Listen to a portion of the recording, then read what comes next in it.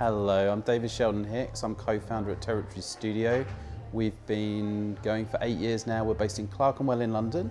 We've got an office in San Francisco, an office in Ireland and an office in New York. My role really now is to keep the studio great, to make sure that great projects still come in, to make sure that the creatives and the production teams are really happy, give them an environment that's really fun to work in, allows them to do good creative work without being limited by their tools, really. That's my job, is to kind of keep it all going, keep it all working and allow everyone to do great work. So I first got into my career by graduating in graphic design from Portsmouth University way too long ago. And then I was fortunate enough to go and work in Berlin at two places. I worked at Pixel Park and then I moved on to Meta. So I got to learn about digital design and I got to learn about traditional graphic design. And then I really discovered that I wanted to be animating graphic design. And the term motion graphics really hadn't been formed at that point. I tried to find places that were doing motion graphics, and I discovered this company that was creating music videos, and they took me on as a junior designer and I got trained up and just had an amazing time. I think the best thing about my job is just meeting new inspirational creative people or technologists or producers that just care so much about what they do, and if I can enable them to do the things that they want to do, I just get such a buzz out of that, just marrying up a brilliant project with a brilliant team and just letting that be a great success. That's the reward that I get from my role now. I'm proud of a lot of the projects. It's like choosing my favourite child, and I think that's a very unfair question to ask. So I'm very proud of Blade Runner because the original film meant so much to me. I think it was a great collaboration with the director and the art department. So I think our team did a great job of creating something original but felt true to the earlier film.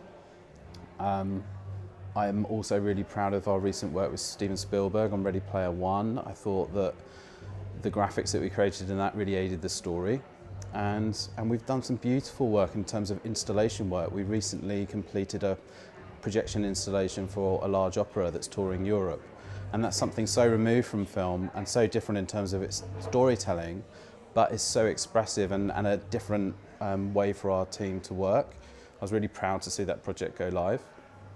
I think we probably use all the Adobe creative tools in our arsenal. I think we're a huge user of Adobe products. I think we've got at any one time between 50 and 80 artists working with Adobe products, and they're always jumping between them. The core one for me, my background as an artist, I've been using After Effects since version 2.0, when it didn't have an undo and it had layers, but it didn't have pre-comps. So I'm a massive fan of that product. It enabled me to bring graphic design to life, to use graphic design to tell a story. That was the first tool that I'd ever come across that would allow me to do that, and I've been in love with it ever since. Obviously Illustrator and Photoshop are such key tools as well, as is Premiere, but for me the backbone of our studio all runs through After Effects. I think my favourite After Effects tool has to be pre-comping.